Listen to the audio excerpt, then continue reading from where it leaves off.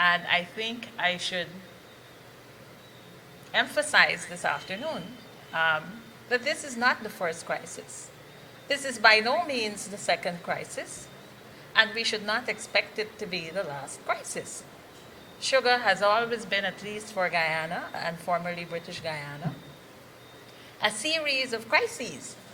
The physical environment of sugar, as we will see as I go along, has a great deal to do with if our fortunes are made or broken.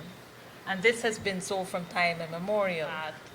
Cane experiments have sort of fallen off the face of the map now, which is a pity, because if you know anything about cane and cane plants and how they work, it's that you have to develop varieties that are suited to your soils, to your climate, to your local conditions.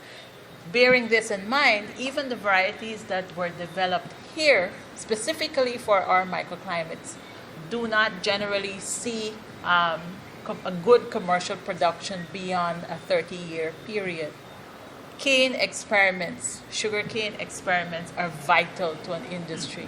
From the start of this country as a colony to today, our lives in one form or another have been intertwined with sugar, given the dominant role it played in output, in employment, exports, government revenues, and foreign reserves. Sugar might be a monopoly at home, but because the bulk of the sugar is sold in foreign markets, the industry and its survivability must be assessed against factors prevailing in the export environment. In the global context, Guyana, with a market share of 0.1% of sugar exports, is a marginal player. The current average cost of production of a pound of sugar in Guyana is roughly 40 cents, while the world price this morning, yes, US cents, while the world price this morning was US 11.67 cents. As a price taker, the onus is on Guyana to reduce its cost of production drastically to the level of world prices. My thesis is that will be very difficult to achieve unless the industry could come up with exceptionally innovative ways to do business. The sugar industry is the single largest employer in Guyana. It has been for the entire history of the country. There is the view that GuySuCo should not be touched because it employs massive amounts of people. Equally true is the reality that these workers, while producing physical units of cane and sugar, contribute negative value added in monetary terms to the Guyana economy. This cannot continue, especially as pointed out by the chairman of the board, Professor Thomas, that employment costs account for 2/3 of the industry's overall costs. The latest further reform of the CAP, due for introduction on October the 1st, 2017, will create a seismic shift in the arrangements for ACP LDC sugar supplies to the EU. This will allow only the most efficient exporters to survive. Guyana is particularly disadvantaged by some basic structural problems. The climate and other geographic features are not conducive to cost efficiencies, and recent operating problems will add to the difficulties.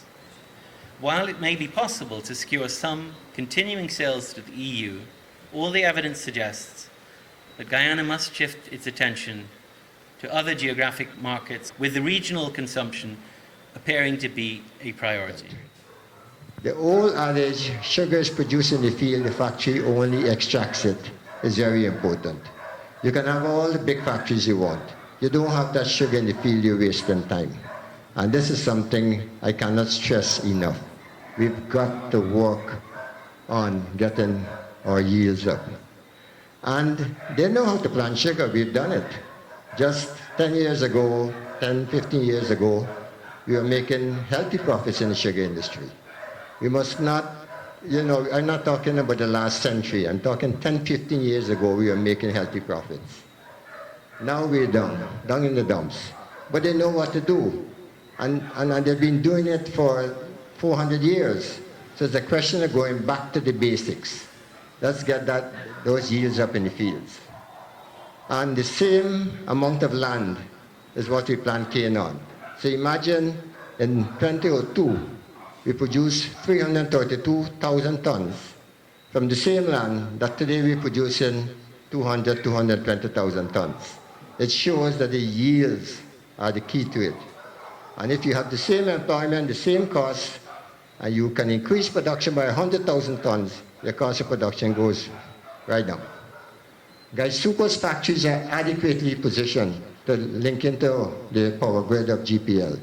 We can produce a minimum of 50 megawatt. We can export to GPL a minimum of 50 megawatt every single day and night.